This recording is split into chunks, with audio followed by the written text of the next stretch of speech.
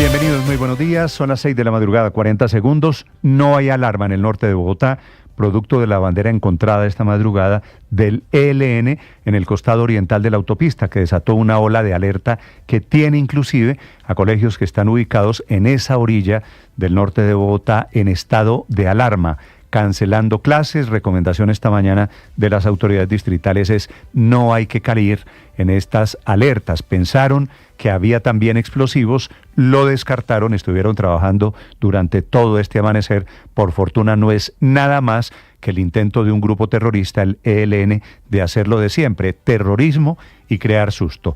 Bienvenidos, un gusto saludarlos. Cayó otro jefe disidente de las FARC, este tiene el alias de Mocho Olmedo, su verdadero nombre es Willington Henao, porque en el gobierno de Estados Unidos tiene una solicitud de extradición por narcotráfico. Ya son dos en menos de 48 horas, dos jefes disidentes de las FARC capturados por la Fiscalía. En realidad este segundo, este Mocho Olmedo, se entregó de la mano del comisionado de paz después de lo que había pasado el miércoles en la noche con el Mocho, alias Araña, que fue el que desató esta crisis en el proceso de paz con estos disidentes de las FARC.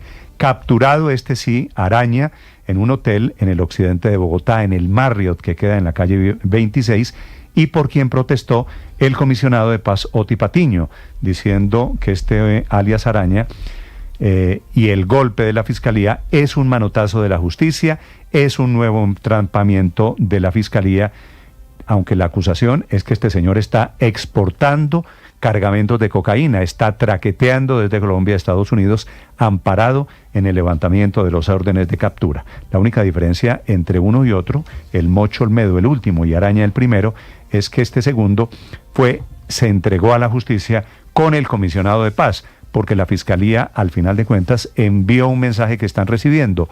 No pueden traquetear porque están llegando desde Estados Unidos, empujadas, además por el gobierno Trump, solicitudes de extradición. Esa paz total del gobierno Petro, golpeada por estas capturas, recibe esta mañana un solo alivio. En materia económica, un juez federal de los Estados Unidos ordenó al gobierno Trump restablecer los fondos para los programas de ayuda internacional, una decisión que por supuesto ven con optimismo muchos organismos en Colombia, inclusive ONGs o agencias del gobierno afectadas por ese recorte, el tijeretazo de Trump, que quitó de un tajo millones de dólares de histórica ayuda que viene de Estados Unidos. La idea de la paz total del presidente Petro le sigue poniendo a prueba el ELN. Esta mañana el ELN mató con un francotirador a un patrullero de la policía. Se llamaba Giancarlos Calderón.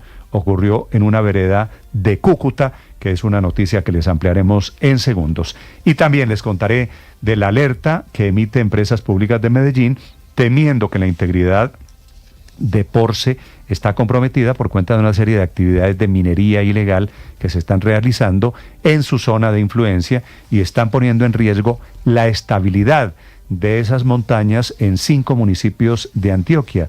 Hay 13 caseríos, 8 centros poblados en Amalfi, en Anorí, en El Bagre, en Nechí, Zaragoza, en donde se ha incrementado esta mañana el riesgo de movimientos en masa. El temor es que los taludes se desplomen. Esta mañana la situación allí es de máxima alerta. Bienvenidos, les contaremos enseguida. Esta mañana también hay una inmensa polémica por un trino del presidente Petro en el que saca pecho por la llegada a Colombia de pastillas de dolutegravir, que es un antirretroviral utilizado para tratar el VIH, que el presidente Petro dice que evita de por vida el SIDA. El paciente portador puede incluso dejar de contaminar, y esa palabra, contaminar, tiene levantadas a las personas y a las asociaciones médicas en Colombia, que le piden al presidente que respete que contaminar no es la palabra, pero además le están diciendo que ese retroviral, esa pastilla, repito, se llama dolutegravir, ya se consigue en Colombia, que no es cierto, como dice el presidente Petro, que él esté fundando el mundo y que está poniendo esa pastilla al alcance de todos. En Colombia, recuerden ustedes, hay más de 14.000 casos de personas contagiadas con el virus, con el VIH. Se estima que el número de personas puede crecer puede ser mayor de 160.000 porque es una enfermedad no fácilmente declarable. Y hablando de salud, les contaré de la Cámara de Representantes que aprobó la mitad de los 62 artículos de la reforma a la salud en el debate que ha revivido el presidente Gustavo Petro. Desde allí, desde esa tribuna, en medio de debates técnicos y acalorados, el ministro de Salud le dice a la Corte Constitucional que tomó una decisión precipitada ordenando el pago de los presupuestos máximos para cubrir plata, entre otras cosas, de enfermedades, tratamientos, medicinas, médicos y citas médicas de enfermedades de alto costo o enfermedades huérfanas. El ministro pide la aclaración de si tiene que reunirse con más de 11.000 clínicas o casi 12.000 entre las públicas y las privadas, como si no hubiese un gremio ministro que es el representante de esas clínicas, y como si no hubiese representantes, que es lo que le dice la Corte Constitucional, al ordenar el mecanismo de las mesas de trabajo. Historias que vamos a compartir con ustedes esta mañana. A la salida del debate, el ministro Jaramillo, en plan retador, diciendo que él no ha incumplido la orden de la Corte Constitucional. Les hablaré también de EPA Colombia, que reapareció desde la cárcel El Buen Pastor, ella, Daneidy Barrera, muy arrepentida, con traje de prisionera, sin maquillaje, sin queratina, como los días difíciles de su condena, en un mensaje directo al presidente Gustavo Petro pidiendo que la saque de la cárcel. Le copia el presidente Gustavo Petro, que está en Qatar hablando de alianzas intelectuales, el presidente Petro dando instrucciones a la ministra de Justicia para que la saque, amparada en una ley que se emitió en el gobierno. Dice que ella podría salir diariamente, una ley que aplica para mujeres cabeza de familia, como si la decisión dependiese de la ministra o del presidente. Depende en realidad de una orden judicial, por supuesto. Así que será un tema de controversia. La Corte, a propósito, declaró improcedentes 2 tutelas que habían pedido allegados a EPA Colombia. Les hablaré del triunfo de la Selección Colombia, de la enfermedad de esta mañana, hospitalizado el Papa Francisco por cuenta de una bronquitis, y de la batalla, la guerra comercial que está comenzando hoy entre la Unión Europea y Estados Unidos. Desde Bruselas, su sede, la Unión Europea notifica que responderá con aranceles la propuesta de Trump de aranceles a productos que recibe Estados Unidos desde Europa, una guerra comercial que todos terminaremos pagando y que agravará el costo de las mercancías internacionales. Las 6 de la mañana, 8 minutos. Hoy es el 14 de febrero, que celebran en Estados Unidos como el Día de San Valentín. Hoy, hace 20 años, fue el lanzamiento de YouTube. Hubo una época en que el mundo no tenía videos ni tenía YouTube. Y hoy está cumpliendo años Karol G, una de las cantantes orgullo de Colombia. Bienvenidas, bienvenidos. Aquí está el resumen que preparamos en Voces y Sonidos en Mañanas Blue. Una persona que es conocida como el Mocho Olmedo, y allí, digamos, trabajamos un caso similar justamente el mismo día de ayer, y que afortunadamente se pudo resolver. El CTI de la Fiscalía detuvo a Willington Henao, alias Mocho Olmedo, tras entregarse en compañía del Alto Comisionado para la Paz, Oti Patiño, por una orden de captura con fines de extradición que llegó desde Estados Unidos por narcotráfico. Este hombre es el segundo al mando del Frente 33 de las disidencias de las FARC, que opera en el Catatumbo. Desde Barranquilla, la fiscal general Luz Adriana Camargo se refirió a la polémica desatada por la retención de Giovanni Andrés Rojas, conocido con el alias de Araña, y uno de los negociadores en el proceso de paz que adelanta el Gobierno Nacional con la Coordinadora Nacional Ejército Bolivariano. Porque CTI estaba sencillamente cumpliendo su labor, y eso coincidió con el final de esa mesa que estaban teniendo, pero no fue intención de la Fiscalía de ninguna manera actuar de manera desleal. Asimismo, el Alto Comisionado para la Paz, Oti Patiño, se refirió al tema. Él debe responder por sus actos, pero de todas maneras, pues hay procedimientos legales, por supuesto, y no puede ser, digamos, que la justicia opere de esa manera. A esta hora la movilidad transcurre con normalidad en la autopista norte con calle 220 en el norte de Bogotá, luego de que las autoridades encontraran una bandera del ELN instalada en ese punto de la ciudad. A las 3 en punto de la mañana comenzaron los trabajos, llegaron los perros expertos en explosivos. Ellos estaban bastante inquietos, lo que sirvió para que las autoridades se pusieran en alerta máxima, verificando que no se se encontraran algunos paquetes sospechosos sobre la autopista norte. Lo cierto es que hace pocos minutos descartaron que se encontraran paquetes llenos de explosivos en esta zona. Coronel Chávez, quien es el comandante de la estación de Usaquén. Se hizo la verificación, en efecto pues se descarta alguna situación que ponga en riesgo la integridad de las personas que circulan y pues en este momento se están haciendo las verificaciones a ver si se trataría algún tipo de suplantación por parte de algún grupo de delincuencia común para generar algún tipo de sospecha. Y en las últimas horas la Fiscalía allanó la casa donde el señalado zar del contrabando ordenaba sus acciones. Allí se habrían producido encuentros con personas de la campaña Petro Presidente. Luz Adriana Camargo, fiscal general de la Nación. Ubicamos al frente de la investigación y como director de la investigación a un fiscal delegado ante la Corte porque efectivamente al menos hay un grupo de oficiales retirados de la policía, retirados que hacen parte en este momento de la investigación. El procurador general Gregorio Hatch. De ayer estamos recabando información hasta 15 años hacia atrás para determinar, sobre todo en Policía Nacional y también en las fuerzas militares. También oficiales retirados de la policía se han visto afectados por el escándalo de Papá Pitufo, pues el presidente Petro en su cuenta de X publicó un trino en donde aseguraba que Diego Marín pagaba la Junta de Ascenso de Generales para garantizar que defendieran su negocio del contrabando. Ante esto, los oficiales reclamaron al presidente por vincular a la institución con el zar del contrabando.